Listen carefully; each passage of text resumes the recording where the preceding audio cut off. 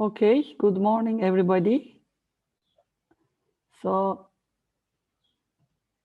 I believe some of you will be joining later, but today we are starting actually a new chapter. So until now, what we did, we actually learned signals, particularly periodic signals, can be written as a sum of sinusoids, right? And we've learned about Fourier series representation of signals, which is really a great compact spectrum representation, right? It gives us a spectrum representation where we list the frequency content of signals very compactly. We graph it actually. So in this course, you actually see signals or data have frequency content. You learn this and you can express that content, right? You can actually state or summarize that frequency content using Fourier series decomposition of the signal. For periodic signals, we will later learn it's the Fourier transform for more general class of signals. Okay. Then we've studied systems. We've said systems manipulate signals. They are like our algorithms. And we've learned about linear time invariant systems, which are really nice because rule of superposition applies. We've learned some properties of those systems like stability, causality. And then for LTI systems, we've defined something important, which is the impulse response of the system. It characterizes the system, remember? Because then given the impulse response and an input signal, we can find the output by convolution of the input with the impulse response, right? We've learned about convolution operators, which is important. And we've learned about its properties like commutativity, associativity, its distributive over addition. It has an identity element, the delta function is important. By the way, we've studied all these things both in discrete time and continuous time. So you learned how to carry out convolution by pen and paper also, for instance, by graphical methods. And by the way, those LTI systems, the specific LTI systems we studied are mainly in this course FIR, remember, finite impulse response systems. They are like filters with finite number of coefficients, right? So we've learned about how to filter two signals. We've flipped one of them and we slide one of them on the other one. And every time we slide, actually we take a product of the two signals and look at the overlap, right? And sum it over, integrate it off to get the convolution value at that shift. And also through delta function, actually, in discrete time, you know how to take convolution in a much easy way because delta, remember, you can express any finite signal as a combination of delta functions and then convolution of two delta functions or sequences are just shifted versions, right, of the delta function. I mean, like if I have delta n minus n1 convolving delta n minus n0, the result is delta n minus the summation of the two shifts. Remember, that was the impulse response of the delay function. So we delay system. We learned about integrator system, delay system, differentiator system, and things like that. Okay, now today, so until here we've studied systems in time domain. Now we will study them in frequency domain. I think which you will find also interesting because it brings or gives you this idea of filtering frequency content of the signals easily using this frequency selective filtering. Okay, that's the idea. So this is from, or the title of this chapter is from your textbook is frequency response of FIR filters. So it's also called frequency response. I'm saying it's equivalent to frequency selective filtering, frequency response of FIR filters. Of FIR filters. This is currently discrete time. This was, okay, chapter 6 of the textbook. Chapter 6 maybe from SP first. Please check it from the DSP first. Which chapter? Please check. I don't know, I mean, which one. You guys take a look.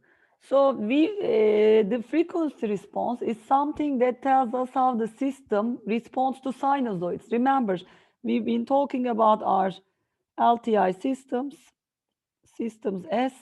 We've been saying I have an input signal X of n, a Y of n goes out, and I know this is represented, the system is represented by S. H, the impulse response, remember. I mean, the operator, the system's name is S, but it's characterized by impulse response. Remember, the output is really X of n, the input convolved with the filter in a way, right? This is like our filter, H of n. And remember, when this was FIR filter, e.g., it can be, of course, other things, then this is really a set of coefficients, right? Bk or H of k. I mean, just maybe k from 0. It may be non-causal, but I picked a causal filter. It may be just, for instance, 1/3, 1/3, 1/3, okay? So it's a running average filter, right? Of length 3, for instance. And then I know y of n is really k 0 to 2, h of k, x of n minus k. This is also the convolution operator, of course. So today, now this was impulse response. Now there is an equivalent representation. This is frequency response we will be studying. And it tells us how system responds to sinusoids of different frequencies.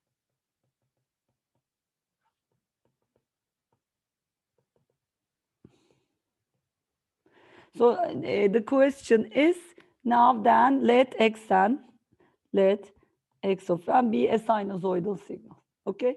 So let's say it is, let xn be a sinusoidal input.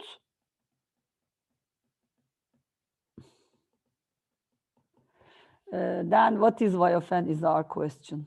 What happens, okay, at the output? So it could be real or complex signal.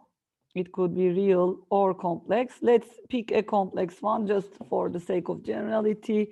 Remember, recall, discrete time, complex sinusoid or complex exponential, right? Shall my input signal, let it be this guy, A, e to the j phi, e to the j omega hat n. Remember, I mean, this is really, phi part is the phase. Of course, j omega hat n plus phi is, remember, actually our complex sinusoid, which has two sinusoids, a cosine in the real and a sine in the complex imaginary axis, remember, right? So now let's find the output of an FIR system. So then I know y of n. Actually, this is more general. I can just write it general, but let's maybe keep it finite number of coefficients, h of k. I mean, remember, when it's FIR, this was bk, right? I mean, but it can be general impulse response, bk, x of n minus k. Now insert x, okay, the sinusoidal frequency here. So here it will be k 0 to m h of k. I'm inserting the complex exponential here to the j omega hat n minus k. Of course, the ae to the j part, phi part is there still, right? So now rewrite it. You guys will see that h of k. Let's just bring all the k related parts together. This is the those components in that statement or expression that depend on k. Okay, this is those, and then I have a e to the j phi, right, and e to the j omega hat n, right? And what is this actually? This is already the input signal itself. You guys can see now I have something new here. This is actually the discrete time Fourier transform of the impulse response, but we will say define this to be the frequency response, h e to the j omega hat. Okay, this is defined in this way, and this is called the frequency response of the system, of this LTI system. Characterized by HN, right? System, the impulse response already. It was given to us by its impulse response. We can, you see, calculate its frequency response. And there is nothing that now relates to the time variable in that frequency response. Okay? So this is a complex function. We defined it. And one nice thing is really the output is e to the j omega. This will be at the given specific frequency of the sinusoid times x of n, right? Are we following this? Okay, right. Nice cat, Özgür. Let's see. Oh, beautiful. Aa, çok tatlı. Bakmaz inadına. Tipe bak. Çok sevimli. Okay. So this is a complex function.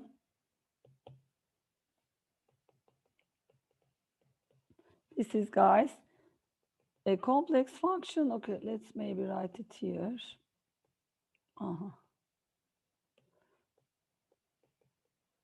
Complex function. Okay.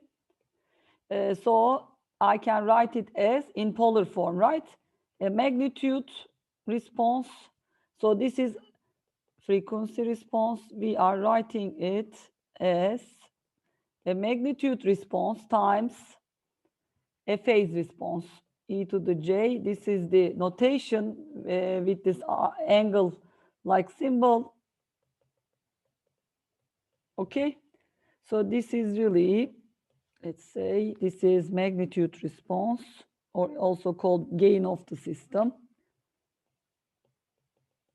Magnitude response equivalently gain of the system times e to the j. This is the phase response. Okay, phase response of the system. So it, you can see that phase response tells us how much the phase is shifted, right? In the input, magnitude response tells us how much its magnitude is modified. Okay. So now you can see that. So this is what we want to see. For instance, given a specific sinusoidal signal at a certain frequency, omega 0, right? This is at a certain frequency, send it to our system S with a given frequency response. Now you see both h of n, little h of n, the impulse response, and the frequency response characterize this system equally, one-to-one actually relation, because I can go back and forth in between. Now, the output calculation is really easy. Just evaluate this guy, the frequency response at that given frequency. It's important. Then multiply it with the input itself, okay, but for sinusoidals only. And also add the phase to the input, e to the j. Now this is the symbol, remember. J, it's also evaluated at that given frequency. So let's maybe just emphasize this is input frequency. This guy. And also this is also evaluated at the input frequency. So evaluated at input frequency, also evaluated at input frequency. I mean, I could have written also equivalently, of course, it's the complex function also evaluated at that frequency, omega 0 hat times e to the j. And this is really x of n, okay? One nice thing is, due to linearity, guys, important thing is linearity, due linearity of the system of S, superposition applies, right? Superposition applies. So I can take two sinusoidals at different frequencies and calculate. So my x of n is, let's say, alpha 1, let's say e to the j omega 1 n plus alpha 2 e to the j omega hat 2. And you see two discrete or digital frequencies here, discrete time. These could be complex magnitudes. So this x of n has two frequencies. Okay. The output, then y of n, is really, how do I do it? I mean, alpha 1 could be real or complex. That's what I was saying. I mean, the same for alpha 2, of course. How do I calculate the output? Just because it's superposition rule now, I can just say alpha 1 h. I mean, it's a complex function. You can always separate it into its magnitude and phase, but let's just keep it as it is here, times the x1, or the part that is actually this first sinusoidal. You can think of this the x1n, right, plus alpha 2h now evaluated at the second frequency times e to the j omega hat 2n. That was the second part of the signal. Okay. So we've already, I think, derived the relation between frequency response and, but let me rewrite it. But is this clear until here? Any questions?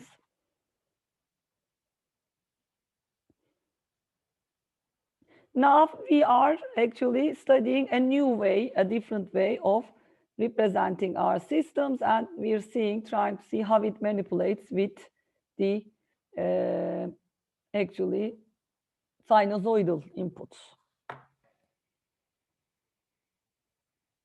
All right. So now let's just summarize. Actually, there is really a clear frequency response and the impulse response. There is a clear relationship between them. Pulse response, let's make this is h e to the j omega hat, actually one-to-one relation. They both characterize the system. You see, this is in frequency domain, this characterizes in time domain, right? Main characterize the system, and they are related. Both characterize the system, let's say, and they are related by this relation. Okay, it could be actually valid. It is valid for infinite impulse response system. So really, I can write it as omega hat k. And this is also, guys, known as, actually, we will study this later, but discrete time Fourier transform. So if h is here, any x, it's going to be discrete time Fourier transform of the signal. Here it's the discrete time Fourier transform of the impulse response. Okay? Of the, okay, maybe not discrete time Fourier transform of the impulse response. Okay? Of the system. These are, this is a pair, I mean, paired relation. Okay? So there are some properties of this, like, let's say, properties of h e to the j omega hat of the frequency response. One, it is periodic with 2 pi. Why? Actually, just look at the definition. For instance, here the definition is written up there. K, h of k. Just add here minus j. Add, I mean, multiples of 2 pi, doesn't matter. Remember, our digital frequency, this normalized radiant frequency is itself actually periodic with 2 pi repeating itself, right? So this guy is equivalent to, again, still, because e to the j 2 pi, k is 1, right? Whether plus or minus. So you see this is really showing us the final expression is also periodic with 2 pi. Another one, when the impulse response is real, we have certain symmetry, conjugate symmetry of the frequency response. This is something you should be able to derive. Again, always apply the definition, okay? Apply the definition. For instance, if you were to derive this, you would just go there and write. This is, you see, really some fun mathematical derivations, nothing really difficult. So now I should take the conjugate on both sides, take complex conjugate. You guys know this. Conjugate on both sides. This is really h conjugate e to the j omega hat. Now here on this side, what is the complex conjugate? Take it inside k. H is real, so it's gonna be, this guy is equal to h of k, because we said it is real, right? And e to the j omega hat k. Now this guy is really equal to h of e to the minus j omega hat k, right? Because you see this guy is e to the minus j minus omega hat k. That's why. Okay. So before we leave this page, let's write this in red because it's a title for nicer notes, because we're just studying the properties of the frequency response, okay? This is 1, 2. This 2 has, actually, we can take this 2 further, 2 more properties here. We can also take this complex conjugate of the frequency response is, you see, when equal to the frequency response when you negate the frequency, when you look at the, or insert the negative frequency, of course, for real signals, for H real. Now write these in terms of the magnitude and phase, polar response, okay? So for a complex conjugate number, when you take its conjugate, the magnitude stays the same, right? Always think of the complex plane. Remember, I have a z, then I have its complex conjugate. You see the magnitude stays the same. This is z, this is z still. I mean z conjugate, but it's the same length, right? So then you see this is really the same magnitude response. The complex conjugate has the same magnitude response, but the phase will get a negative, right? Remember, because this was really z e to the j some phi. Now this guy is also z e to the minus j phi, right? That's what I'm trying to say. Minus j omega, it will be minus j. Okay, this is what we have. And on the right-hand side, it's going to be, of course, for the, whatever I'm saying, I'm converting it to polar coordinates, e to the j h e to the minus j omega hat. From here, just equate the two sides, guys. This guy is equal to this. What does it mean? magnitude response. So this is really h e to the j omega hat is h e to the minus j omega hat. What kind of a function is magnitude response? Even function. So it has an even symmetry. Magnitude response has even symmetry. You can see it's an even symmetric function, let's say. And now look at the phase part. We are doing a little bit complex calculus currently, but I think this is at a level that you can easily follow, at least, or not easily, but with some little effort. So now bring these two together and equate them. Maybe let's blue. Now I have from there h, the angle function, sorry, the phase response. Sometimes we call it the angle function, also equivalently the angle function of h, right? I mean, also equal to phase response. This guy is minus of the angle function. What does it tell us? The magnitude response has even symmetry. Phase response has, from here, this was from this,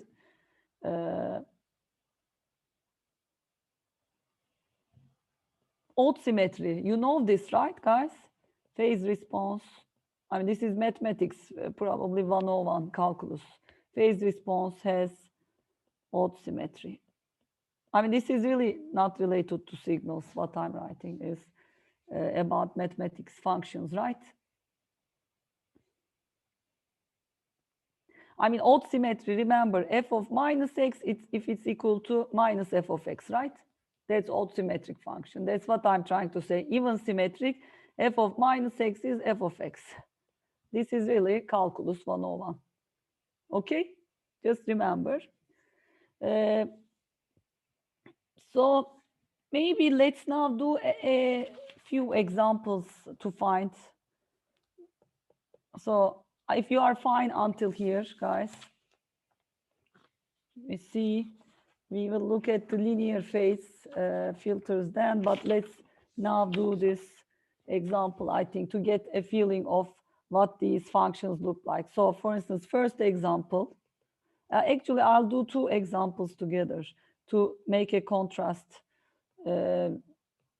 against each other. So one of the systems is this. So guys, the x1n goes into my system S1, y1n goes out, and on the second half here, we will do the second system, and we will define these two systems now. Okay, now let's look. First system, IO relation is given. Y1n is 1 over 2 x of n plus, for instance, 1 over 2 x of n minus 1. Okay, so I can ask you at this point, okay, this is x1. What is the impulse response of this system? And I'm gonna let's give the IO relation of the second one. IO, y2n this time is 1 over 2 x2n, or x of n actually, but anyways.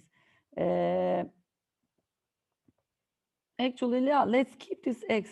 Sorry, it doesn't have to be. X is generic input. So let's just get rid of the sub. Okay, x of n plus, sorry, minus this time. So we will study these two filters. These are filters, right? I'm asking you what are their h from these relations. What is h1n and what is h2, and you should know these until here. Hopefully, if you guys studied your material, I would be so happy to be in the class live with you now, you know, to do this interactively, to ask you this. I mean, walk among you and ask this question. What is the impulse response of the first system? What is the impulse response of the second system? I'm waiting an answer from the class.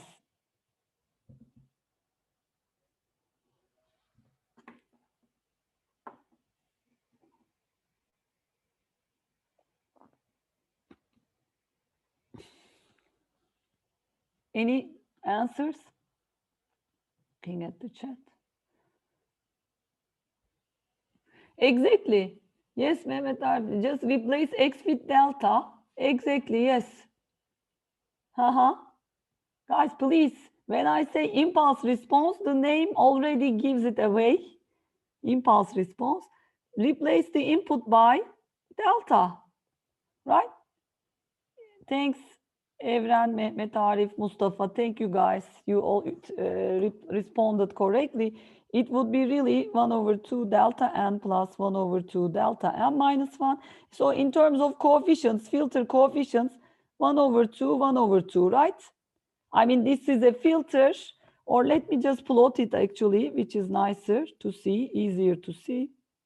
In this case, it would be really, the filter is 1 over 2 at 0 and 1 over 2 at 1, and it's 0 everywhere else, right?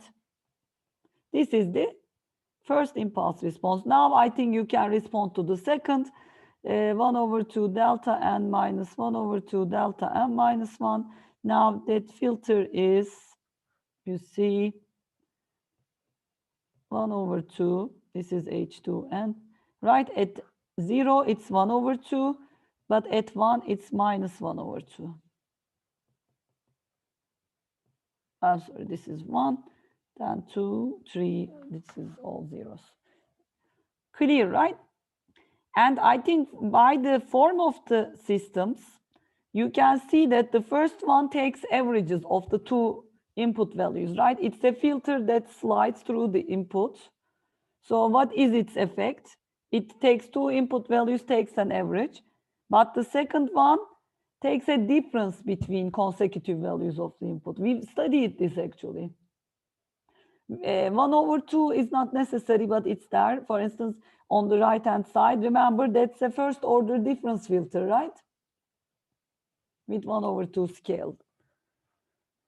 So this system forms a difference, right, between the current and past value, between, or I could say, two consecutive input values. Okay. So we will see now, we will analyze this, and this system, that's right, takes average.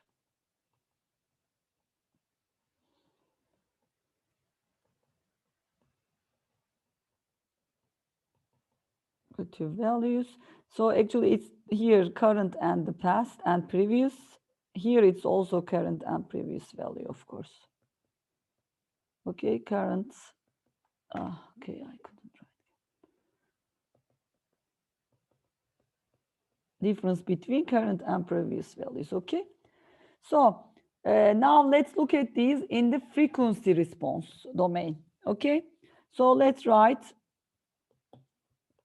now frequency response of these systems. Apply the definition, right? H1 e to the j omega, what was it? Here it will be k 0 to 1, h of k e to the minus j omega hat k. That's really equal to, in this case, 1 over 2 plus 1 over 2 e to the minus j omega hat. Okay? And similarly, h2 e to the j omega hat will be 1 over 2 minus 1 over 2 e to the minus j omega hat. Is this clear? We will plot these now. We will analyze them in frequency domain. One easy way to plot, because these are complex functions, by the way. So I want to, if I'm able to, convert these guys into something that I can plot. I will here continue, guys, minus omega hat over 2. You see, I'm doing a trick here. I'm taking this expression into parentheses of e to the minus j omega hat over 2.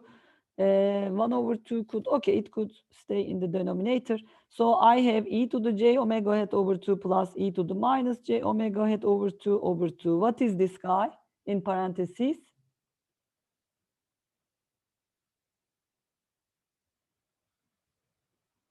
What is this expression?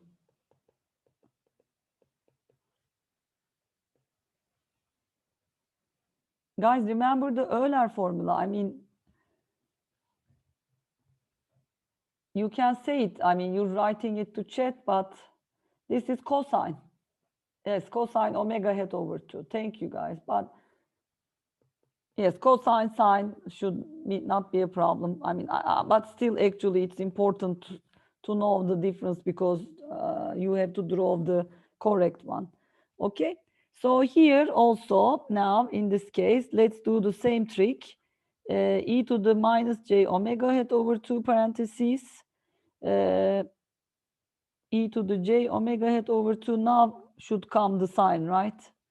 E to the minus j omega hat over 2. This is it. I can add, to make it a sign, I can add a pi over 2, right, to the denominator, and so I will be adding j here, and j multiply by j here, so it's j pi over 2 e to the minus j omega hat over 2 times sine omega hat over 2, right? This is the second one. We will plot these and you guys will tell me what type of frequency filtering effects these two different systems have. Okay, so we're studying S1 and S2. So now let's write them. Maybe let's write them again for our notes because we will plot them now. Omega hat, it was a phase part and a magnitude part. And then the second guy was also similar, but it had this shift in the phase. E to the j minus omega hat over 2 plus pi over 2 times sine omega hat over 2, right? These were the two filters. Now let's plot these guys. We will plot, when plotting, plot these as h e to the j omega hat times the phase part, okay? So we want to look at the phase response and magnitude response. So first the magnitude responses. So remember, when plotting, or maybe we haven't plotted, we plotted omega hat, the discrete, this digital frequency, right? Versions. Remember, we look at only minus pi to pi because they are periodic actually. Maybe let's make it a little bit minus pi to pi. And then I should also have another one like that here. These are the magnitude, you see, response. This is the first one. Please try to understand these, then you will be fine. The magnitude response. So plotting the magnitude response first. Magnitude responses first.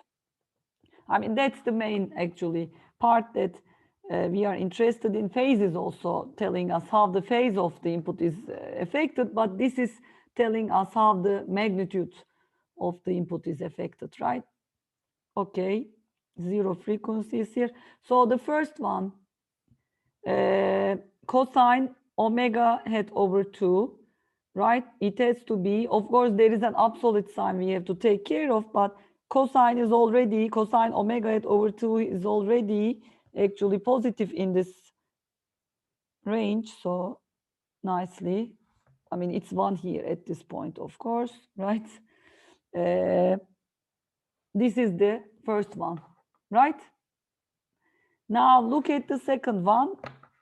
That's a sine.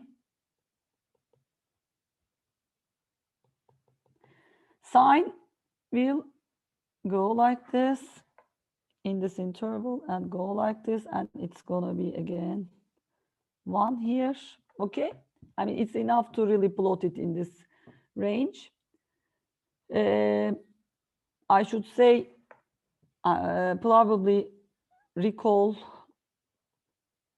with W hat, let's say, which was a digital or normalized frequency, we need to plot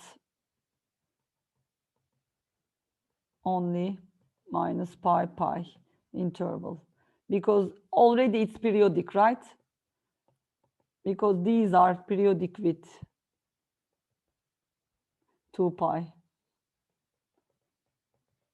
I mean, it could be any other interval, 0 to pi also, but typically we like to center it around 0. So I'm asking you, guys, remember, now if, for instance, input comes in terms of a sinusoid to this system S1, and it's gonna be really getting multiplied by H1 or magnitude, let's say, J, okay, this is specific frequency, let's say. It could be a more complex signal. What do you see in the signal? Or it could be a sums of these, like K, and this is my input X of n. That would be easier, I think, to understand. Let's say this was a sum signal, sum of all these, because we've shown by superposition, this is really sum K e to the j omega hat k. And you see, I have in my input signal some set of or superposition of a set of frequencies, right?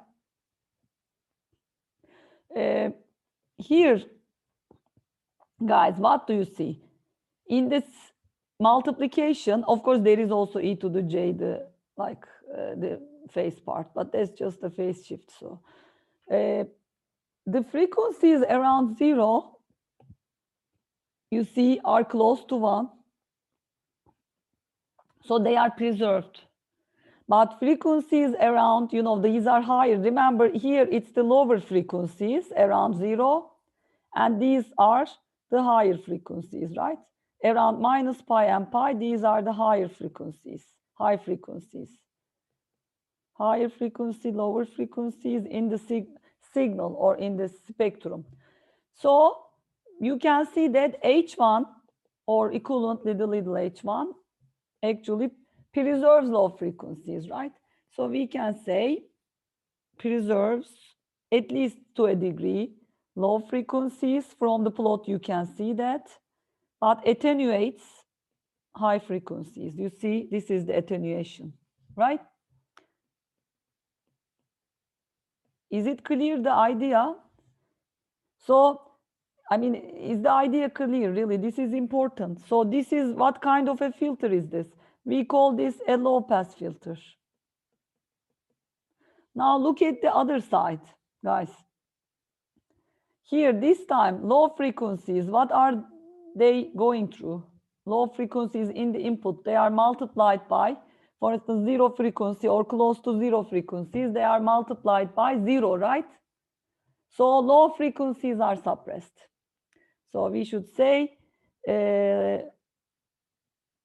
H2 for the second one, we get attenuation.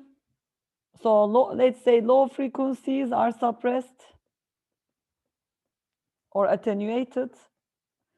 For instance, especially 0 frequency, for instance, signal, let's say, e.g., for instance, at 0 frequency, the gain is 0. So that would mean we would lose any constant part of the signal, right? Because it's multiplied by 0. These are low frequencies. Again, these are high frequencies. So this is low frequencies are attenuated, high frequencies are preserved. To a degree, of course. H2, this with this filter. So in the end, This guy was low pass filter. So let's write it by another color. This was a low pass effect, low pass filter. And then H2 is a high pass filter. Okay, this is low pass. H2 is a high pass filter. Okay.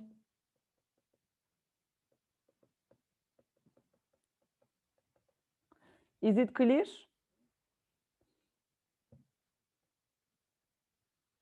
So this was H1. Do you see also, you see in the time domain, we've seen this effect. The first one, look at the form of little h1, the impulse response. It is actually taking averages of consecutive components. The second one is taking differences. Differencing is trying to capture or extract high frequencies, the details in the signal, right? Jumps in the signal, for instance. But the first one smooths the signal. Okay? So this is a smoothing signal, remember, filter. This is a difference filter. I hope you get the idea. Smooths the filter. This one really tries to keep changes, abrupt changes in the signal. I smooth the signal. Okay, signal is in the signal. Okay. Let me just also plot the phase response. Here we were really interested in the amplitude response, but phase response is, with phase response, the plotting is a little bit sometimes problematic because they also try to keep the filter, the phase in between minus pi and pi, the range. But here I think we are in good shape. Why? Because let's see, what was the phase response here? It was, H1 was e to the minus j omega hat over 2 minus omega hat over 2. Sorry, we should just get that part. So, okay, it's going to be between pi and minus pi. Okay. Pi over 2. Okay, it's fine here at this point then, actually. This is fine. So you see, this is the phase response, 8 e to the j omega hat, H1. Introduces, we will say this is actually a linear phase response, right? As you can see, has a linear form. And the other guy will be the shifted version of it. Let's see. Let's try to plot this guy. What was it? The phase response here is minus omega hat over 2 plus pi over 2. So the pi over 2 shifted version of this, right? It should go to, this was 0 here. So it's gonna start here. It's gonna be like this, right? Pi minus pi. I just added pi over 2 to this first one, so I think we should be fine, right? This is pi over 2, this is pi. Okay, we are still in the range of minus pi to pi, so we are fine at here. Okay, this is the phase response of the second filter. Okay, this is phase H. I mean, this is really, okay, what I'm plotting here is this guy. Okay. It changes the phase. We can talk about this linear phase after the break, but do you guys see the idea behind these two filters? Any questions, by the way?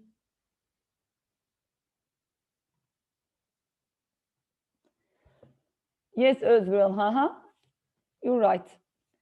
It's a running average filter, RAF, or moving average. Exactly. It's a 2-point one, right? 2-point moving average filter. We can write smoothing, or it's 2-point RAF. RAF. You guys can really also relate to your earlier notes. Exactly. Exactly. Is it clear? This is RAF. The difference between these two, guys, the low pass, high pass, from the look of the curve of the magnitude response, I hope you guys can, when you see things, I mean, they won't always be, of course, like in the same form, but at least wherever it is attenuating and wherever it is here, it's attenuating these frequencies, right? Suppressing these zero frequencies because it's a high pass filter, right? I'm trying to just emphasize, and it's not touching, it's keeping these high frequencies, okay? These are low frequencies, remember, range, we've already said that, and it's preserving, so maybe I should say suppresses, okay? Low frequencies. Clear?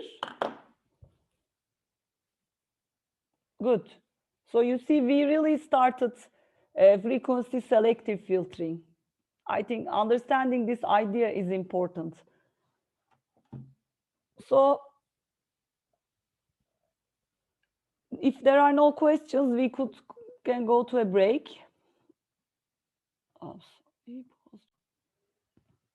All right, we can continue from the first hour. Let's see, guys, we've left actually, let me first log into my tablet, guys, just,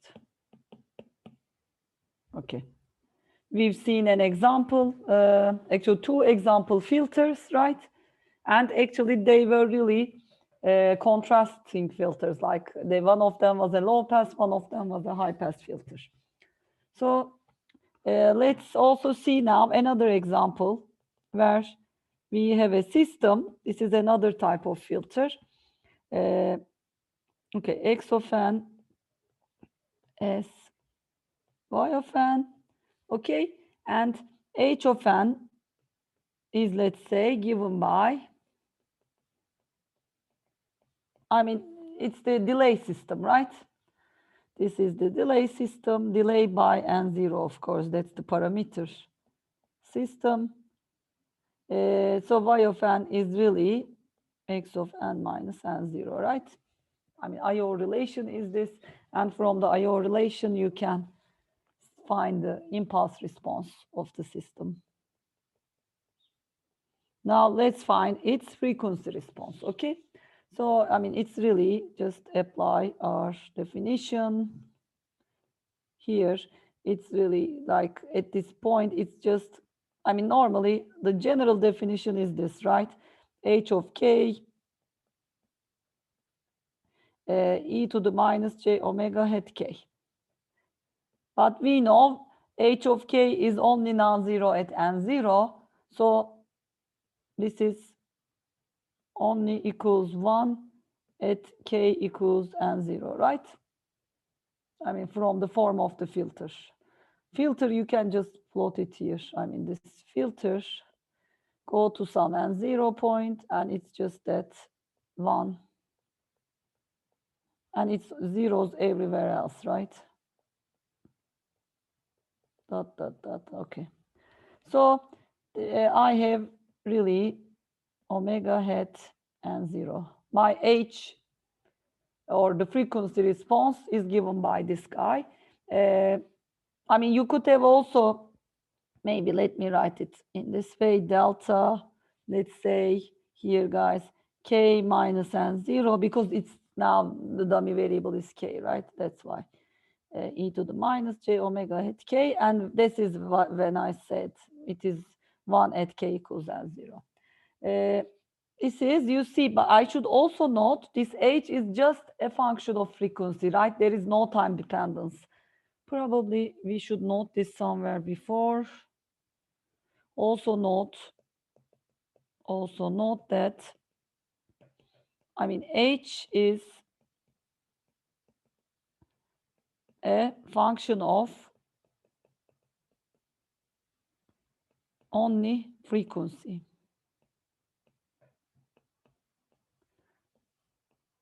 Not time. So you should not have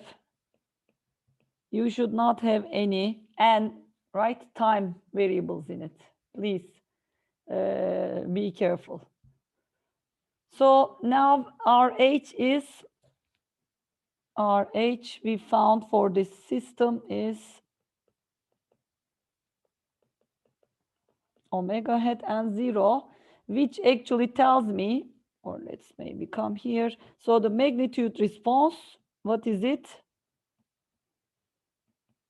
It's 1, right? Gain of the system is 1. I can plot it. It's just 1 for all frequencies. This is the gain or magnitude response of the system. And phase response of h is minus omega hat and 0. Okay? So this would be a function with negative slope, right? Minus and 0. So maybe let's just do one of the examples. Maybe let's just plot, e.g., let's plot this guy, h. Okay, let's say h is minus 2 omega hat, let's say. Okay, so I would plot this guy.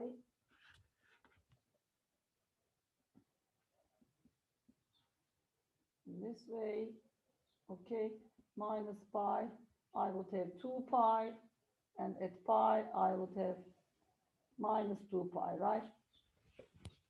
This is the usual frequency response plot. This is for phase response, what is called an unwrapped frequency response, guys.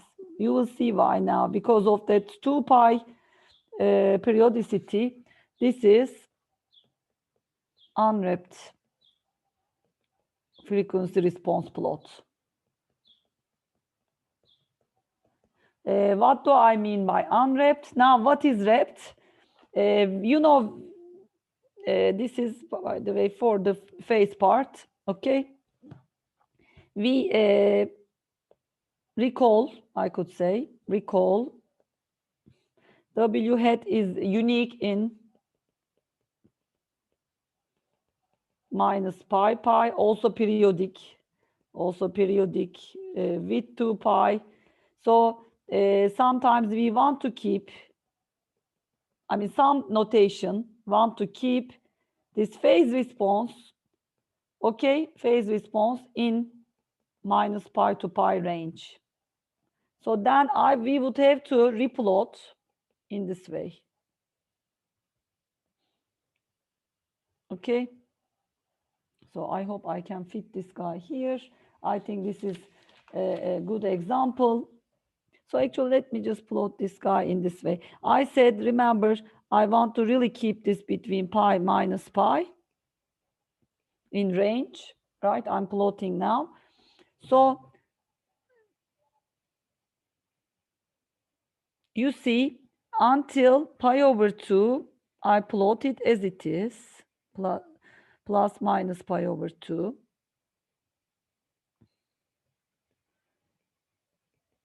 Because that's where, okay, it should go to pi up there. The slope is not correct. Anyways, let's just make it pi here. Now, guys, what happens is in this wrapped plots, it may look confusing, but what it does is, because you can always add plus 2 pi, it's periodic with 2 pi, add the plus 2 pi here. Add plus 2 pi, okay? So minus pi to 2 pi, and minus pi plus 2 pi brings me to pi, and you repeat the plot here. Okay? And the same thing here. You can add a minus 2 pi just to wrap it into the correct frequency range. Don't get confused. This is the wrapped plot, let's say, wrapped frequency response plot. Just to keep the frequencies between, you see, minus pi and pi. Okay. So where should we go at the end here? We go there and probably we end up here and here, right? That should be fine. So I'm trying to see, did I plot it fully? I think this should be it. Actually, I ended here. Okay, I look at my plots now and I'm ending here, guys. Yeah, that should be fine. This is pi, yes, because this is minus pi. Okay. So you see, and it's really this whole thing. This, and this, okay? So this is called wrapped frequency plot. And you see the magnitude was all 1. So this is called actually a linear phase filter. So maybe let's talk about this a little bit. Linear phase filter. This is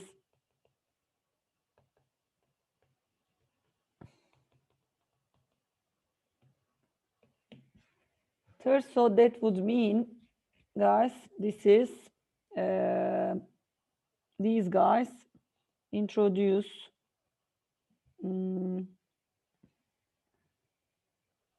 no distortion because its gain is 1.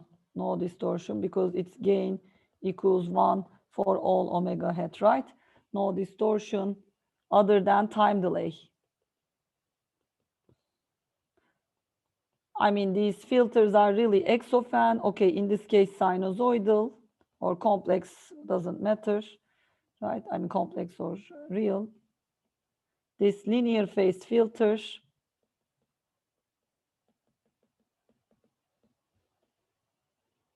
I mean, we know it's a delay-like system, right? And it is really, at the end, introducing, actually, x of n h of e to the j omega hat. But actually, this one's magnitude part is 1. So this is equal to 1. So actually, it's really introducing this minus j omega hat and 0, the delay part. So you see, it is actually not affecting the magnitude of the input. Okay, introduces. But this is for a sinusoidal input. Okay, because it's gonna then, if it's sinusoidal, this will really just include introduce phase. We will see the general case later too.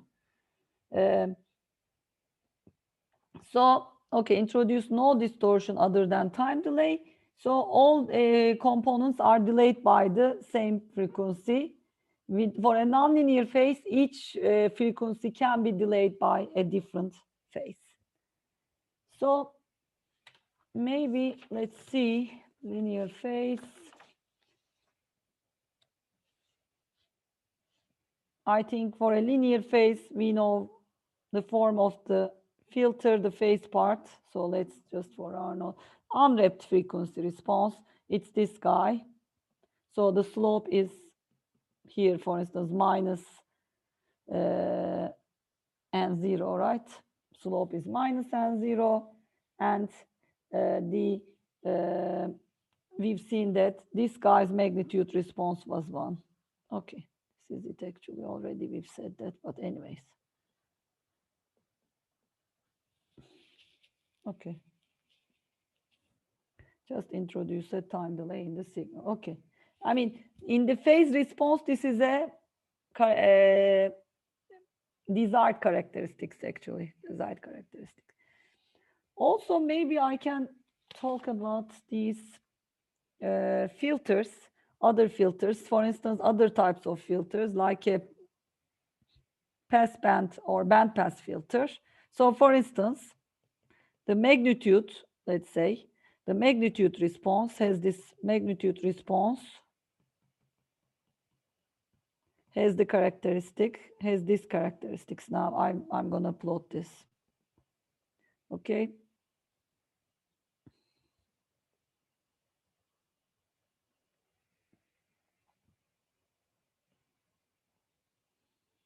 Symmetric. So this is, by the way, ideal filter. This is an ideal filter. I'll talk about maybe ideal filters again. But here, important thing is this H passes some frequencies. So let's make this pi minus pi.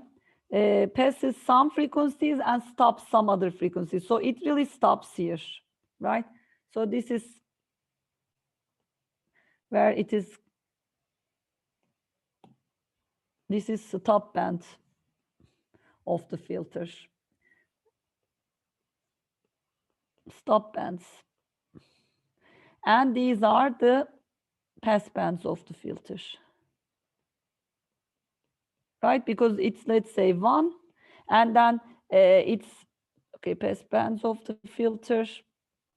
Okay, let's say its phase response is given by this guy. I mean, it's 0 through 0.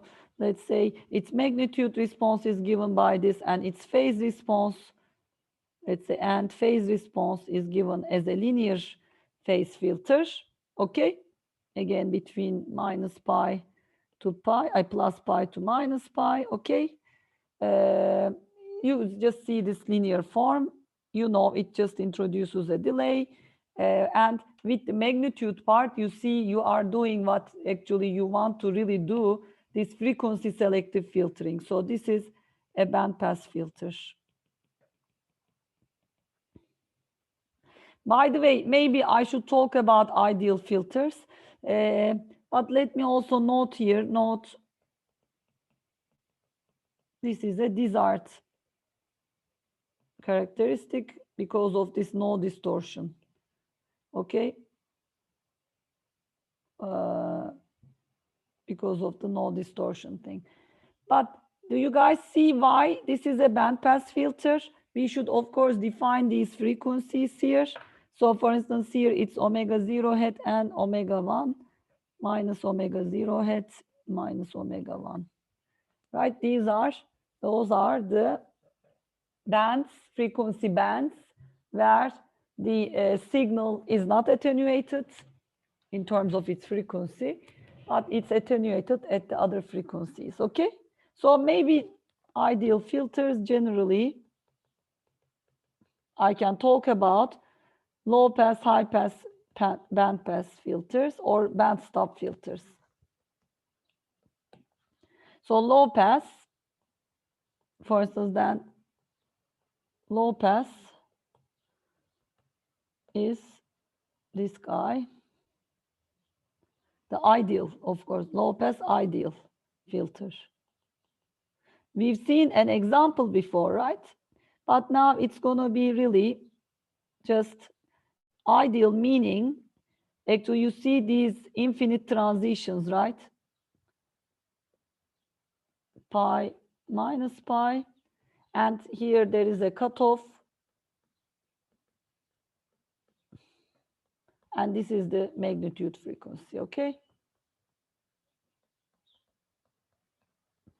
makes sense, right, guys? And it's, you see, before, recall, in the first hour we've seen that cosine form of the low pass, it was a 2-point running average. Recall, 2-point running average filter. It was a very approximate low pass filter form, right? I mean, it's difficult, but minus pi to pi. This is a low pass filter. I mean, let's call this a low pass filter. This is its ideal form up there. And here, this is a non-ideal low pass filter. Okay, Is it clear? Now let's look at the high pass version. High pass ideal filter, HPF. Okay, so maybe let's also write this as LPF. Now,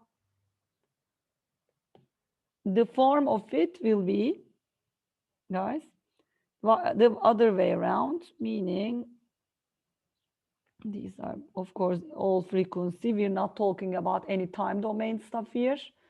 It's gonna be really 0 here this time. If pi and minus pi are here, it's gonna be something like this.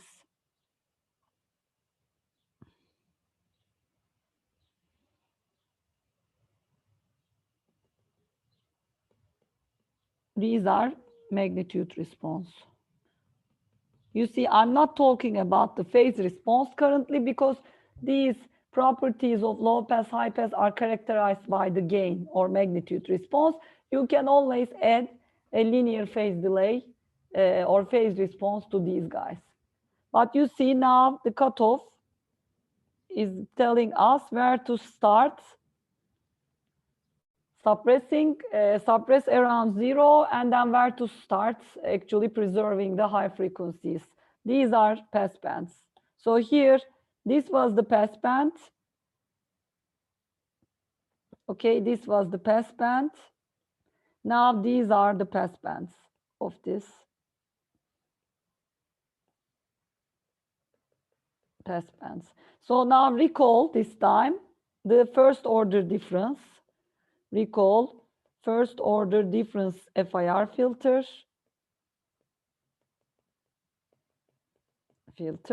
It was a non-ideal high pass filter because remember its form was really, its magnitude response was, as you can recall, guys, it was a cosine sine, right? Like this. You see, it's of course very non-ideal, but still, it's, you see, this was the stop band, by the way. Maybe I should also write here the stop band. I mean, these are like the suppressing right parts, right? Stop band of the signal. Here, the stop band was here. Of course, in the low pass one, this was the stop band frequencies. Band frequencies, pass band frequencies are around 0 in the low pass. So this is a non-ideal high pass filter. This is the ideal version, ideal high pass filter. And we've looked at the ideal band pass filter here. There is one more thing, a band stop filter. Maybe I can just write it. Band stop filter, the ideal case. It's the other way around from the band pass filter.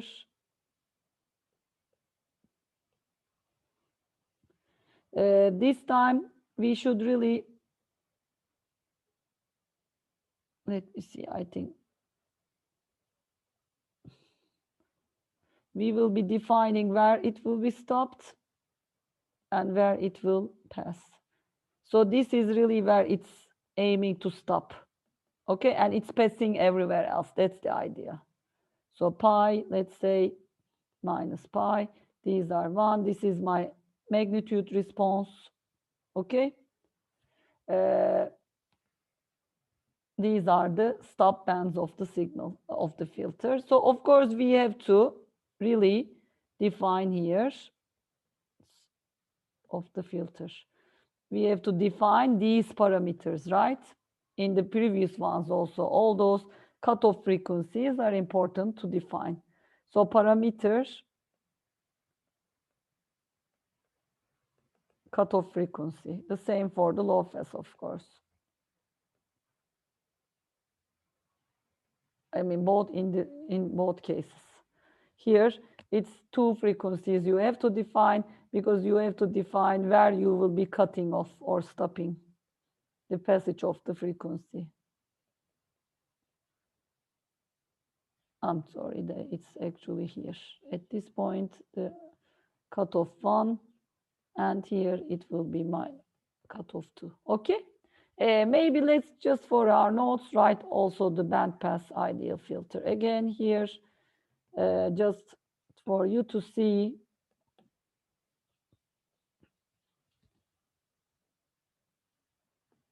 It's really vice versa. Now this time we have to just define where it passes. In the band stop, we're defining where it stops, but now it's only where it passes, okay? Pi minus pi. Again, okay, this was 1. So band pass filter. Maybe we could call this band stop. These were already defined. Okay. And we have to define the pass band.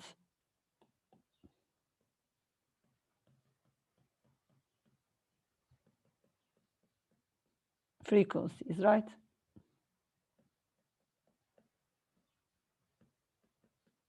And the minus versions, of course, the negative one.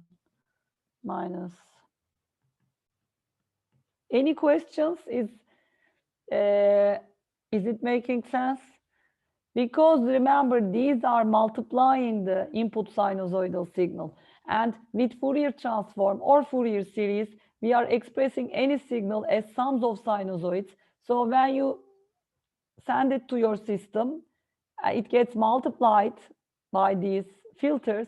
You see, we do a frequency selective filtering. So we select some frequencies to pass from the system, and we don't let some of the frequencies to pass from the system. Also, this is similar to the idea in these music equalizers, right? We try to play with the filters like these bandpass filters to select certain frequencies in the audio or music signal and suppress or increase, amplify those frequency components in the signal. This is the idea. I mean, this is really separation of the signal into its frequency contents, and like a coffee filter, right? I'm sure you brewed some coffee before. We let some parts of the coffee or the fine parts to pass, and the coarse grain parts are there. So that's like a low pass filter, actually, a coffee machine. Okay. So I think, maybe here I can note something. Note these ideal filters are for our mathematical abstraction. Filters are good for our mathematical analysis or mathematical abstraction, right? This is important. This is how we typically advance science. We abstract things, work them out mathematically, then we have to go to the practical stuff. But these are not cannot be implemented. But why? Look at these infinite discontinuous jumps there. I mean, it's really not possible to implement those instantaneous jumps.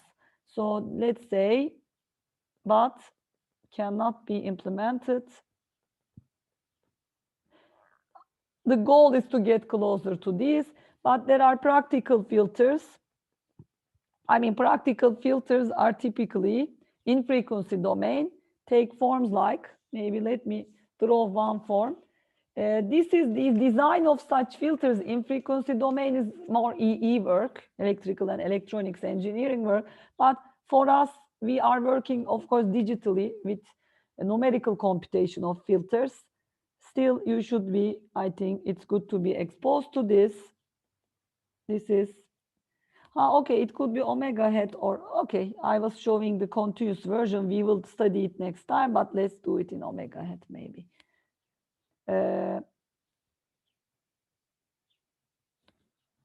So guys, there is a stop band, and it's okay because typically practical filters, these are real filters. So they will be, you see, I was showing symmetric. Remember, we've shown this property, right? When the H is real, This is important. Real filter, right? Implementable practical filter. You see, I have symmetry in the magnitude response, even symmetry. And you guys, please note this in these ideal filters. This is important. In these ideal filters I've drawn here, these are real filters, okay? Real meaning, I mean, we try to, ideally we would like them to be real. We try to get close to this, but you see we have even symmetry, not to even symmetry in these filters, okay? In our idealization, abstraction, we want them to be even symmetric. But practically, they are again symmetric, so let's look at them only in between 0 to pi. I mean, because it's going to be symmetric, right? Because minus pi to 0 is its reflection. So that's why I'm drawing now only this part. There is a stop band, let's say, guys. Okay, there is a stop band. Let's say this is the like a filter, like a block, right? Blocking. And then there will be a pass band. Okay, and typically there is a tolerance. I mean, so this is, let's say, the pass band. It's a little bit too long. I'm drawing block like a pass band.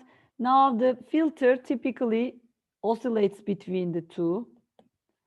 There are some in these real filters, for instance, when you implement them, and realize them in the physical world, I mean.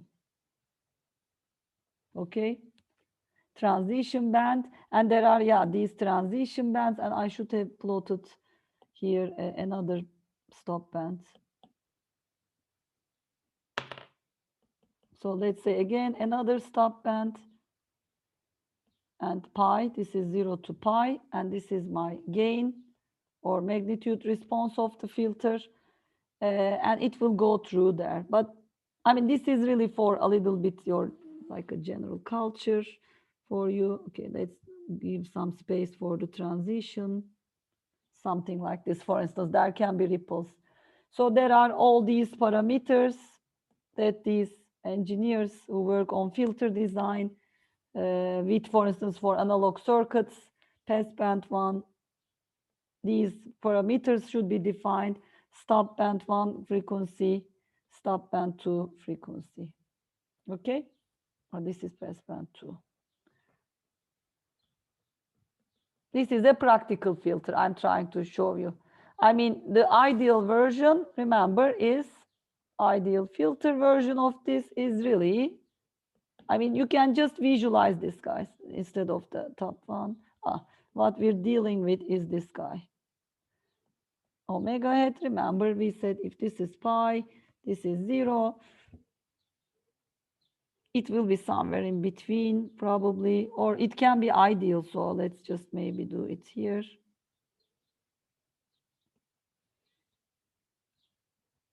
Right, this is, and we have a certain cutoff here. This is 1, for instance, and here actually the magnitude was also, for instance, somewhere in the middle it's 1, but you see it's between 1 plus delta, 1 minus delta. So in the center it's 1, and then that is 1 minus delta, for instance. You see, these are some practical, realizable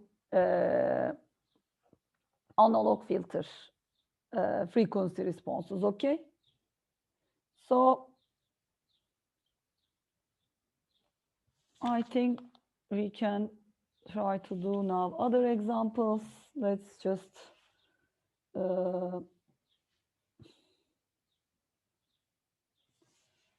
okay, we haven't just done discrete time Fourier transform yet. So convolution and multiplication property, I'm gonna hint at it a little bit. Also, any questions until here? We looked at ideal filters, linear phase filters. This delay filter has a linear phase and magnitude gain is 1. And we've already seen some actually real filters, practical filters. You see approximate filters here. Okay. So note, this is a little bit going ahead, guys. Discrete time Fourier transform will study. I mentioned this before. But y of n convolved, which is, you see, the output of the system is x of n convolved with h of n. Actually, we can see that. So with this, actually, x, let's say, let's define this and then go to the actually frequency response output. Okay. So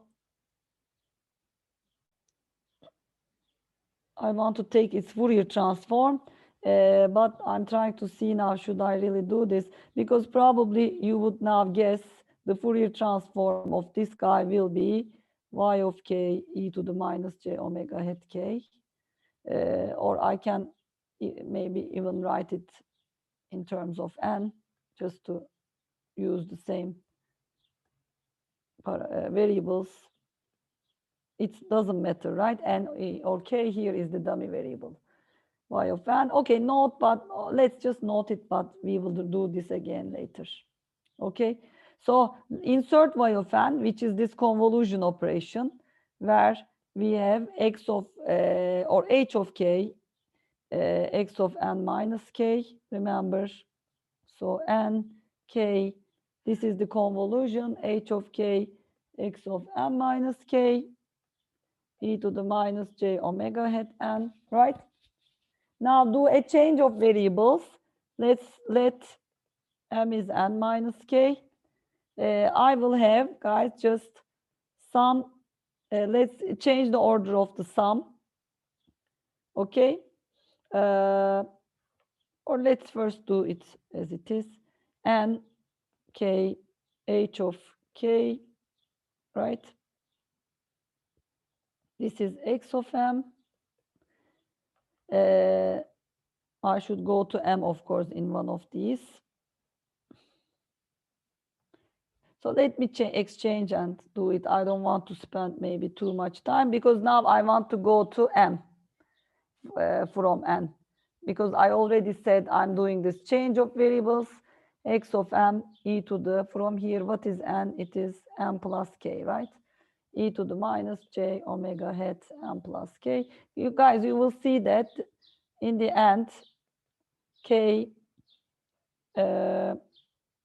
h of k, bring the k one here, e to the minus j omega hat k times, you see, actually, I can really write this as multiplication of the two frequency response, you can say, or discrete time Fourier transform of the two signals. So what is this and what is this?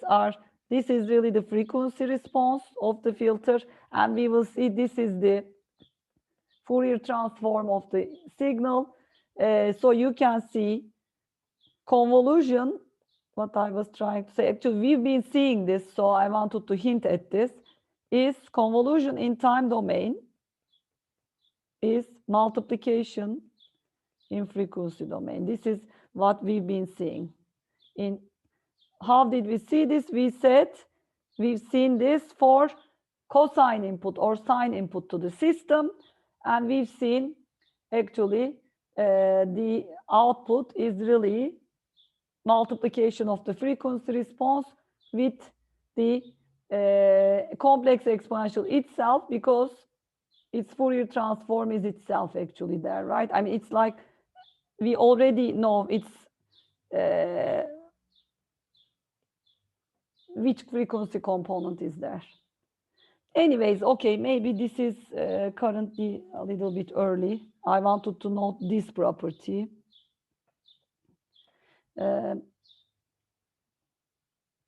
because we've already defined the Fourier transform, discrete time Fourier transform, but we will do it more formally later. So maybe this is fine for now. So maybe at this point, okay, I can define now this cascading and parallel systems. Okay, 1026. Yeah, we can go a little bit more. We started in around 1048. Right. Okay, maybe just define these cascaded systems, but okay, before here, the ideal filters, are we fine with the idea? Band pass filter, band stop filter, low pass filter, high pass filter, and I'm showing here non-ideal counterparts, just some examples. Okay. So now cascaded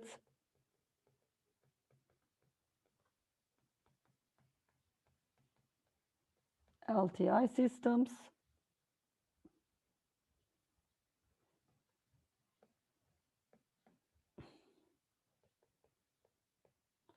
X of n. Let's say I'm really connecting two or multiple systems in series, right? Cascaded, remember. Now, this time, we will represent them by their frequency response. Before, remember, we equivalently represented them by their impulse responses.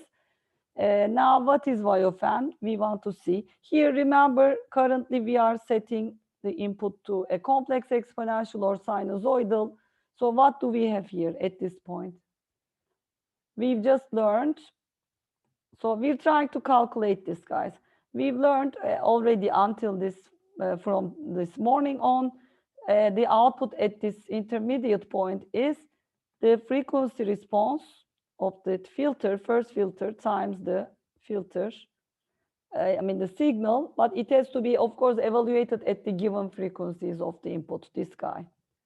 Now go here then, I would have, this is the input now, then I would have H2, the second frequency response, times the first frequency response, times the input. You see, what is then the overall? I'm asking you, what is then, maybe I can generalize this to multiple systems. H1, H2s, connect them in series. Okay, now y of n is what? By the way, this is y of n, right? By the way, we've just found it. So it's really multiplication of all of these. So y of n is h1, h1,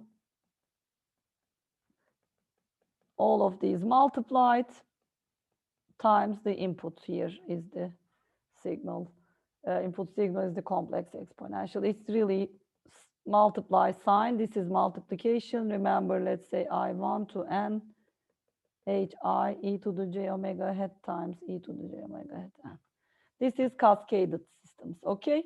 And we can change, due to commutativity again of these systems, we can change, this is also important, the order of cascaded LTI system, remember, due to this time commutativity of the multiplication. In the frequency domain, you see the operation is the multiplication.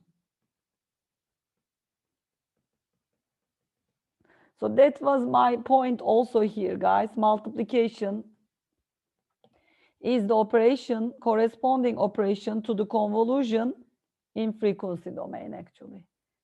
So due to commutativity of the multiplication, you see it's all getting multiplied. This is pointwise multiply. Okay, so at each frequency point, we will be multiplying those two complex functions. Also parallel TI systems, let's do them here. Okay, now we will have an x of n, again, in this case, it's equal to this complex exponential, We will have, let's maybe, okay, make it more general, H1,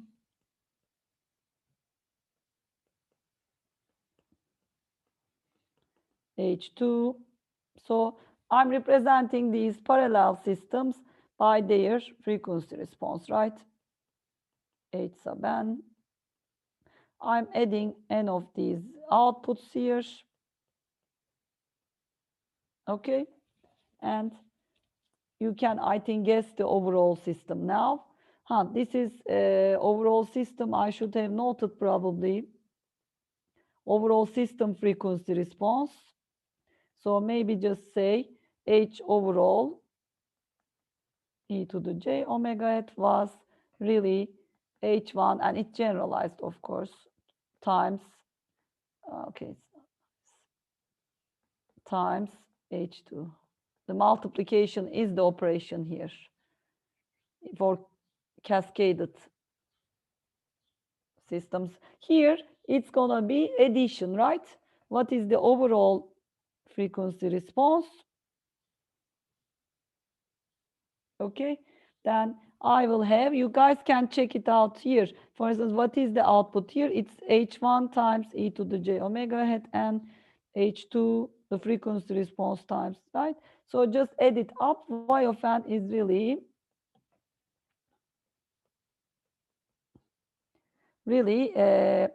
H1 e to the j omega hat plus H2 e to the j omega hat times, maybe let's do it.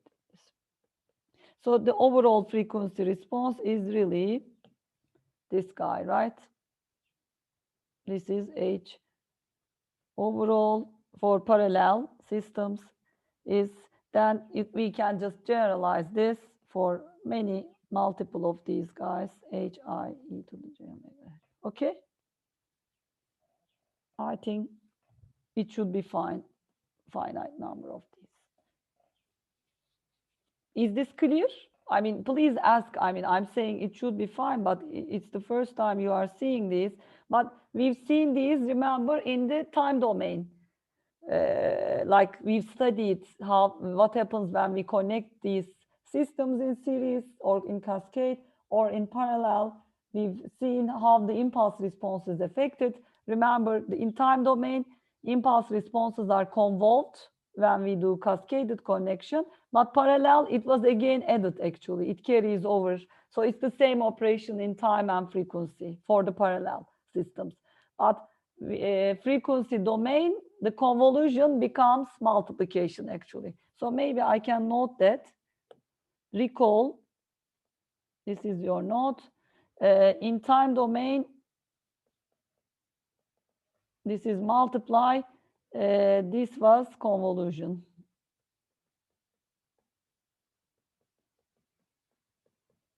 Now it's multiplication operation, okay?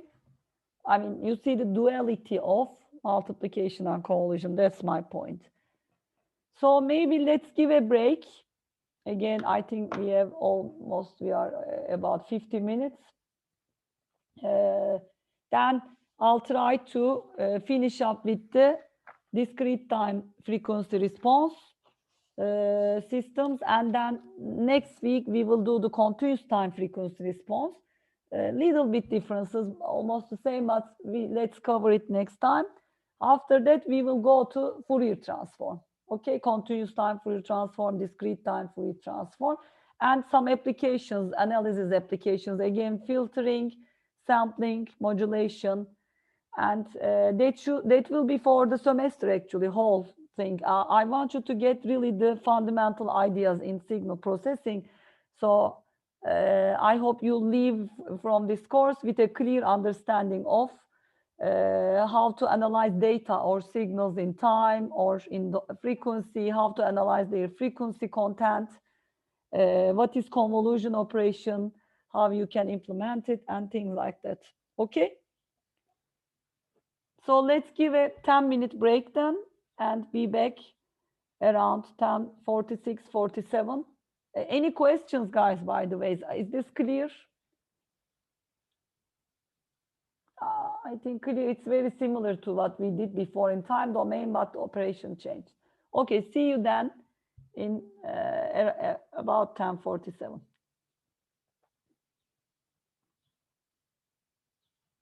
Vereyim hocam. Tamam, continue recording. Host ettim hocam. Okay, evet, co-host, tamam, recording, good. So let's now share our screen.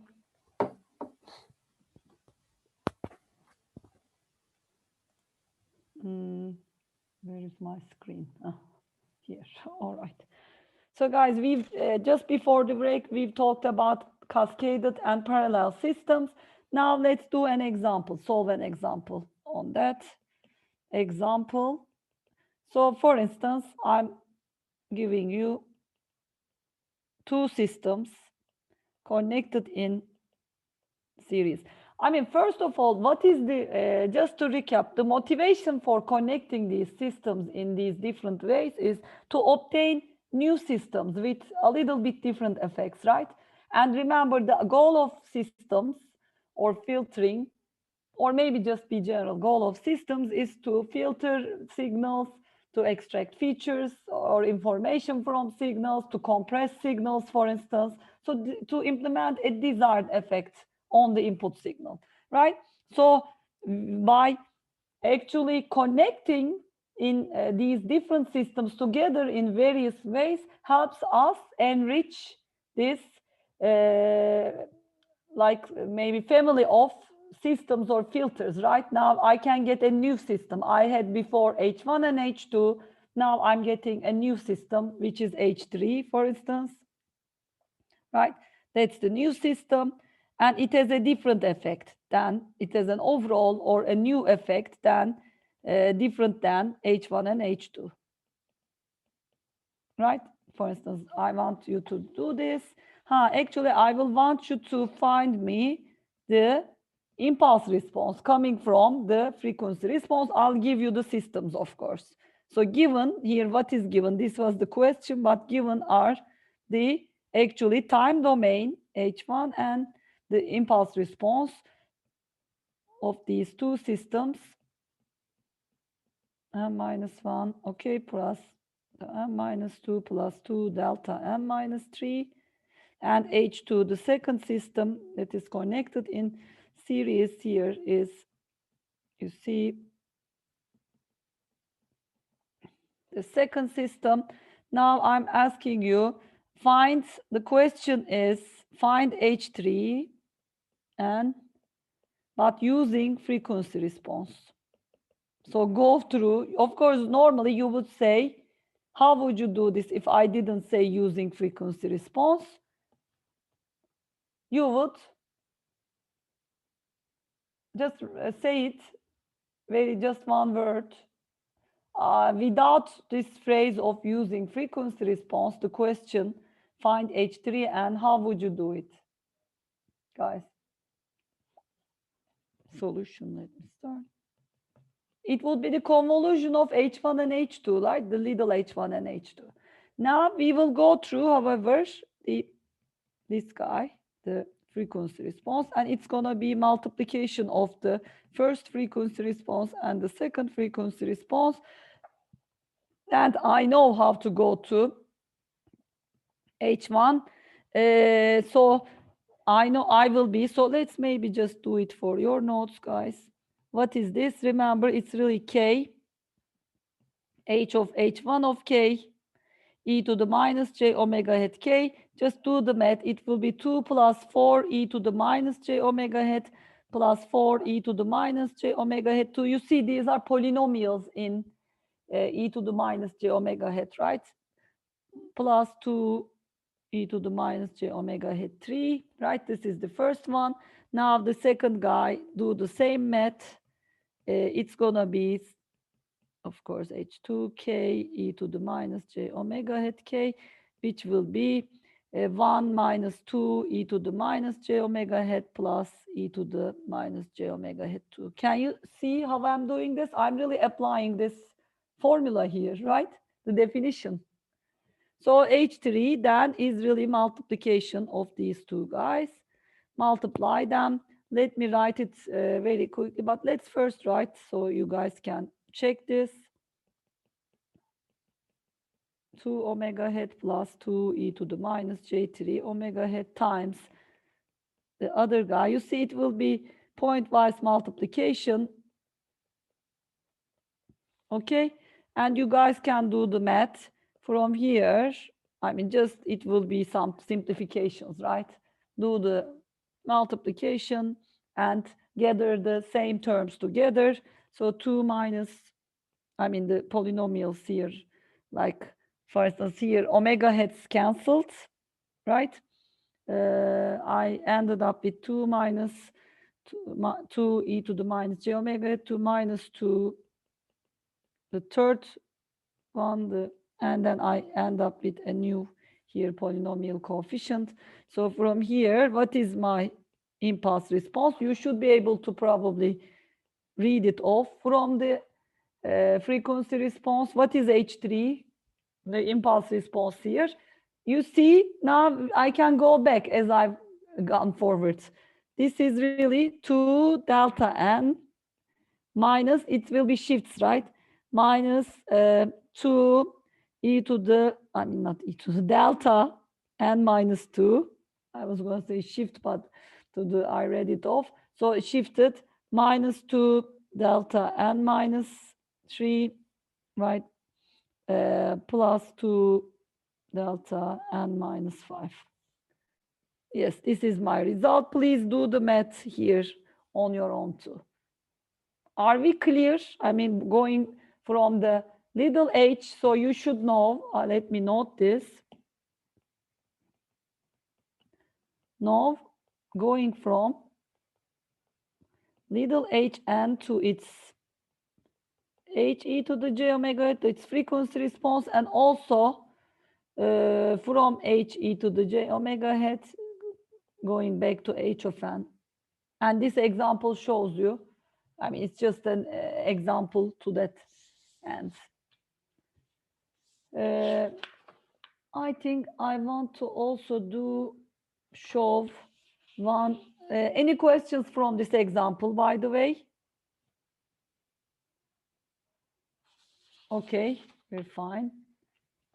So I want to also show us sum of sine. Remember, we said, let's just say, because we said sum of sinusoids goes in,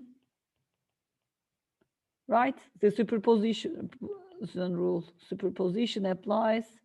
Now with frequency response also, it will be this he to the j omega hat times those sinusoids.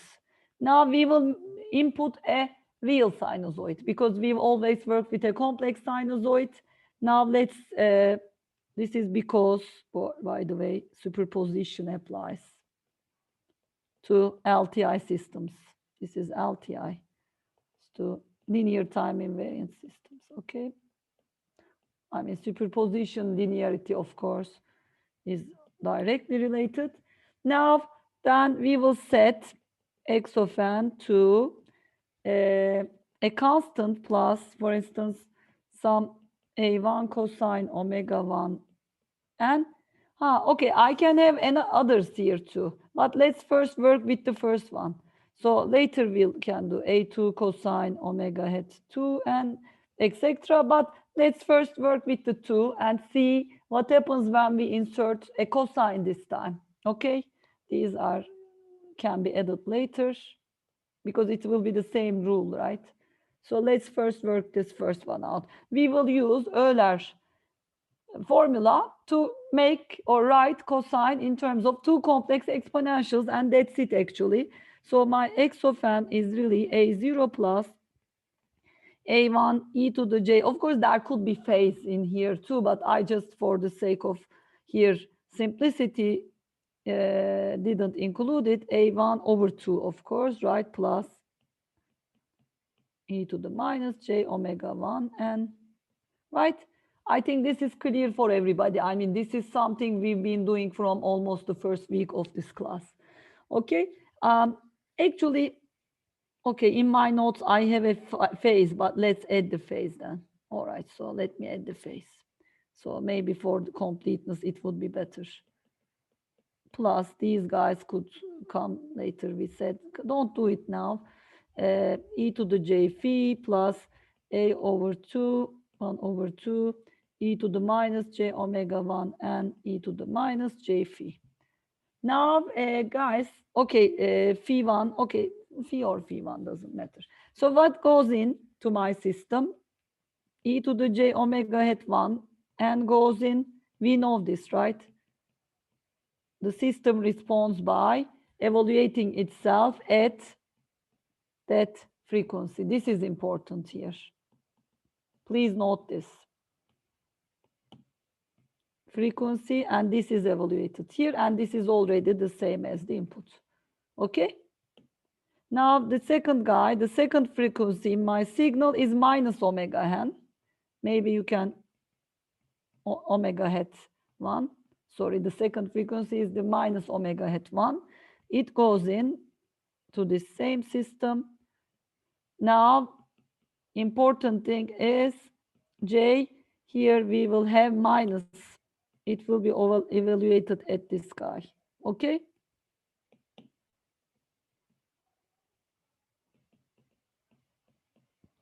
Okay, this is important. Now we'll, okay, let's also look at this A0. Guys, this is a constant signal. It is actually zero frequency signal. You can write it in this way. Then the same idea, okay, H e to the J0. Evaluate the frequency response at zero frequency times A0. This is it. So we'll add these up, okay? So now Y of n, the output, because superposition applies, H e to the J0, A0 plus, we have also phase here, H, the phase, I mean, the 1 e to the J omega at 1 n times e to the J phi, and do the other one, plus H e to the minus J omega hat 1, right? A1 over 2, by the way, right? I also need A1 over 2 here.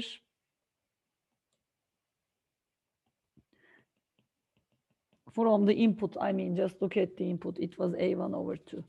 So I have also here A1 over 2, the frequency response evaluated at minus omega hat 1 times hat 1 and e to the minus j phi. Okay? Now, write these guys with their frequency, the magnitude response and phase response. The same for this guy. We will use even and odd symmetry of the magnitude and phase respectively. So e to the minus j omega 1 magnitude. Remember, this is equal to from even symmetry to the positive frequency version. And this guy will be really e to the j phase h of e to the minus j omega 1 hat, right? This is what I have. Now I know this guy is equal to this guy. At least I can just take it to that parentheses. So this is really h e to the j omega hat 1 due to the even symmetry of the magnitude response.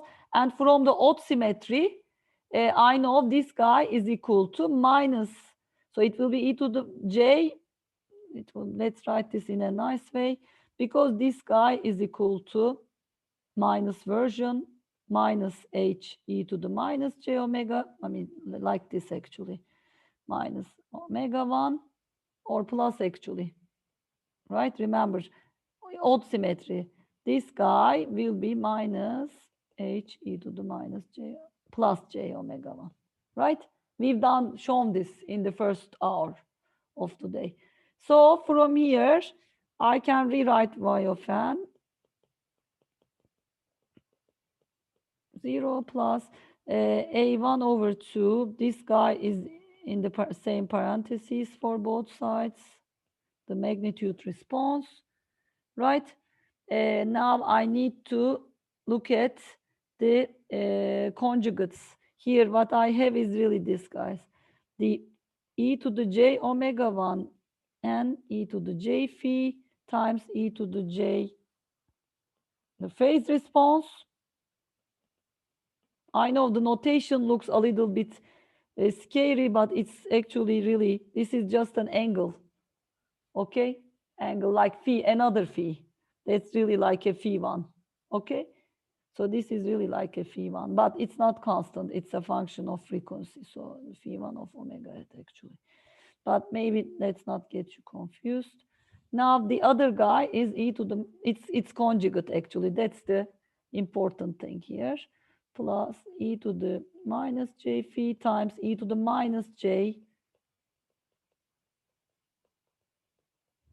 Guys, do you see what is in the parentheses now? We can bring 2 actually, over 2 here. Let's bring 2 here and get rid of it here. Yeah. A0 plus A1, this guy. And what is this in the parentheses?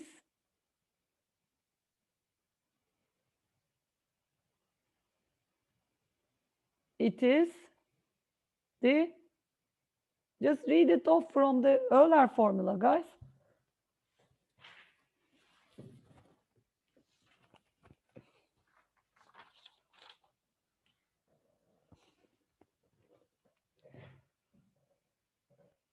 I'm waiting because this is something you guys know. If I didn't have that phase response part, what would you say to this?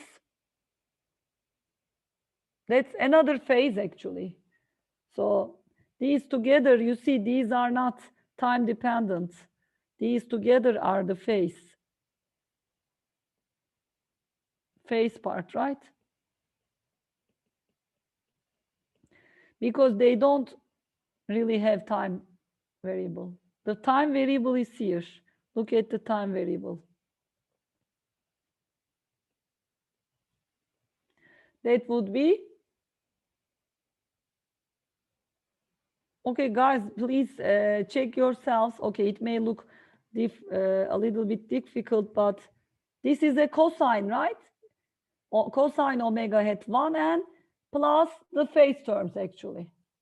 I think finally one of you, exactly, Granul, yes, perfect. It's a cosine. So you see y of n was, let's write it, h e to the j0. I'm writing this part again. And you see I have h e to the j omega hat 1. You see the magnitude, the gain multiplies the signal. The A1 was there, but it's actually, you see the same cosine with the same frequency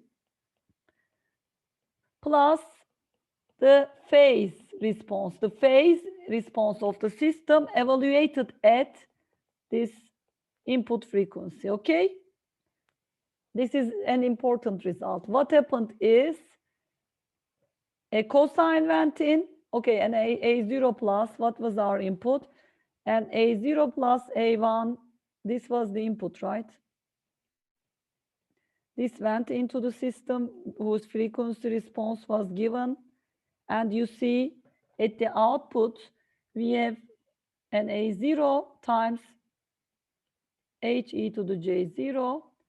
I mean, already it is, because it's 0 frequency, let me see, the phase will be 0, 2, right? I'm trying to say this is already equivalent, so 0 phase, but let's maybe keep it as original, what we found. Plus, I have, you see, the H evaluated at the frequency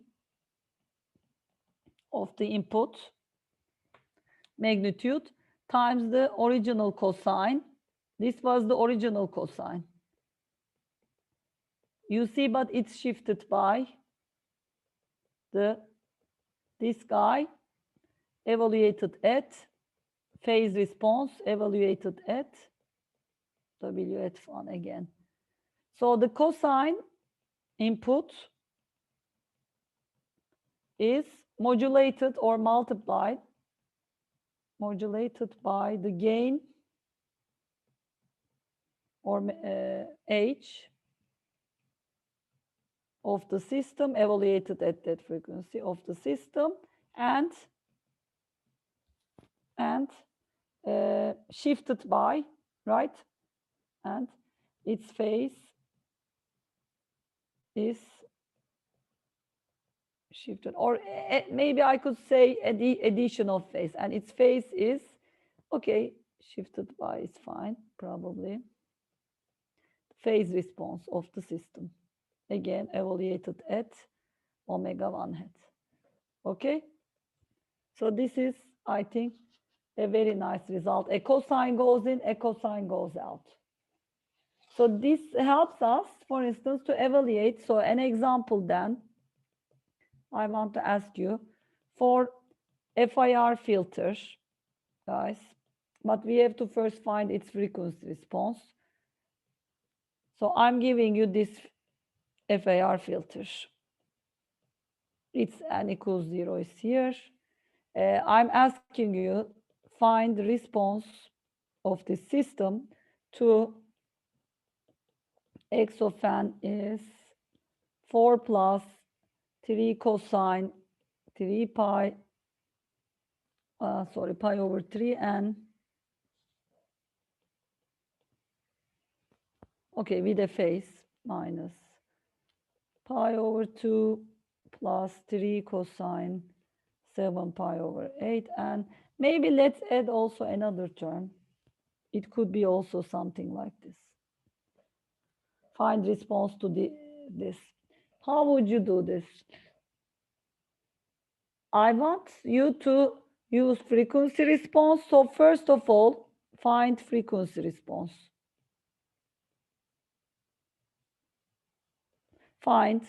So first, find frequency response of the system. Okay? Then we continue with what we've just learned. So let's first maybe find that. And I think after that, maybe,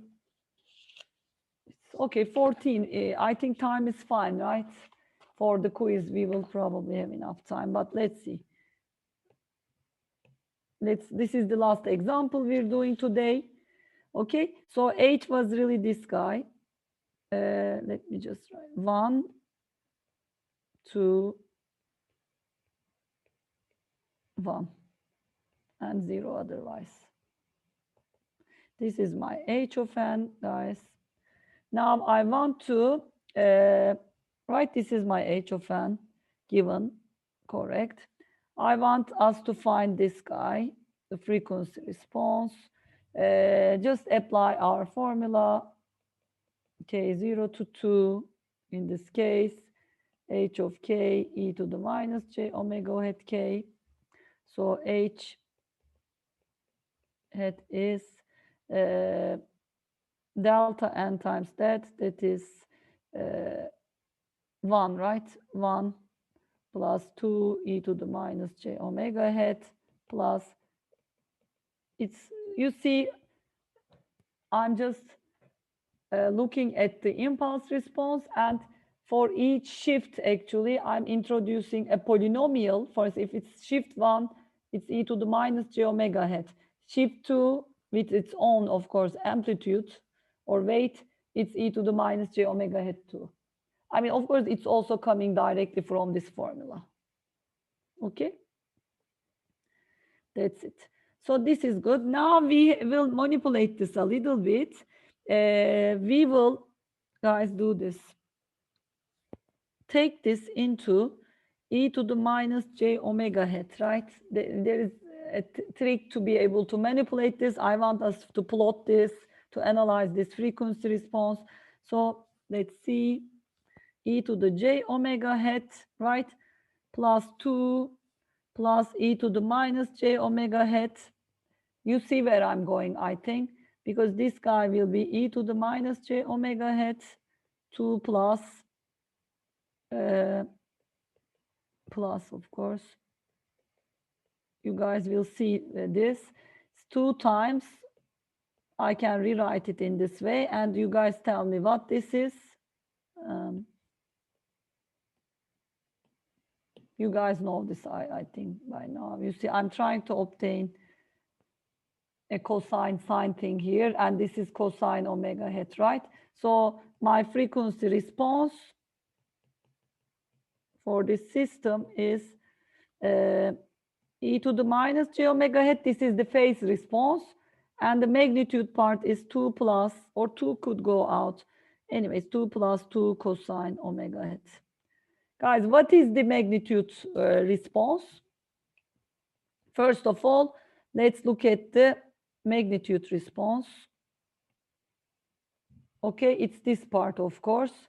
If it's not positive, we could always, I think I'll have an example next time about that, but let's first plot this. Here, I think it's, again, all positive because of these absolute values. Our magnitude response should be always in this quadrant, in this part, right? I mean, in the omega hat, h e to the j omega hat larger than 0 region. Anyways, so guys, minus pi to pi, this is, if you do the plot, actually, you guys can see, I'm trying to see if it goes all the way to 0. Omega hat pi minus, yes, exactly, goes all the way to 0. So, I mean, it may not be really, its form may be a little bit different, but because it's 2 plus 2 cosine, right? Maybe it's a little bit coming like this. Okay, so here it's 4, because at omega hat 0, cosine is 1. It's 4 at the 0 frequency, and it's 0 at the high frequency. So first, I want to ask you, what kind of a filter is this? By looking, you respond to that by looking at the magnitude response, which is drawn here of this filter. What kind of a filter is this from those set of filters we've learned? Remember the form of the ideal filters, and try to see also which frequencies this filter trying to either keep or amplify, and which it tries to suppress. Exactly, low pass. Thank you, guys. Low pass. So let's write, this is a low pass filter. Great. From the form of the FIR filter, I can see it also that, or here, guys, because it's really, again, doing a centered averaging, right? It's a smoothing operation, averaging operation, weighted averaging filter, FIR filter with the averaging purpose. Okay, I mean, of course, if you ask me what is its phase response, maybe just for the completeness of our notes, let's plot it. What is the phase response? The phase response, just read it off from there, is minus omega hat, right? It's coming from here. Maybe this is the magnitude response. This is the phase response part.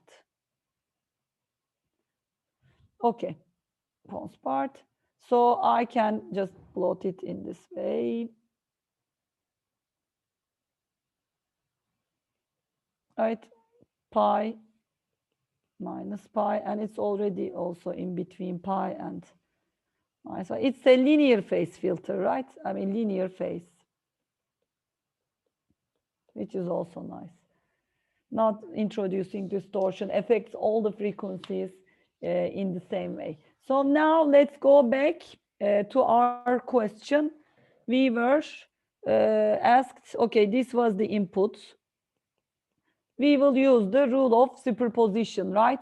We will find the frequency response, the system response to this 0 frequency component, to this component, first sinusoid, second sinusoid, and I'm going to ask you how to find the last one. It's 20. So let's continue to this next time. It's 21, I realize, because that's going to also take some time. We will use rule of superposition, and we will complete this one next time. We'll complete. You can go ahead and do this, complete this example next time. But as an exercise, please study it. exercise, continue with rule of superposition, with superposition rule. Okay? Any questions until here?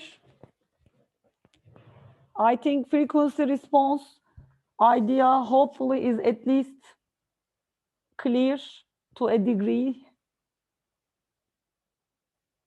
It's another way to characterize an LTI system or a system. And the idea is really frequency selective filtering. Think of a coffee filter, separating coarse and fine grains, fine parts of the coffee. You know, one of the most beautiful foods for me, actually, in the world, coffee. So keep that in mind, low pass, high pass. So low frequencies actually correspond to coarse details in a signal, in a data, for instance, in an image, let's say, and high frequencies are actually more abruptly changing fine details like edges, for instance. Hopefully, most of you will take my computer vision course next year, the senior year, first semester course. You guys will see, for instance, edge detection is a high pass filter type operation. Because it tries to detect edges, changes in the image, but Gaussian filtering or smoothing filters, other types of filters are low pass filters. I think we can stop here. Fırat, you can go ahead and start the quiz. Okay. Thank you, Gözde. Thank you. I think, guys, we're fine, right? See you next time then.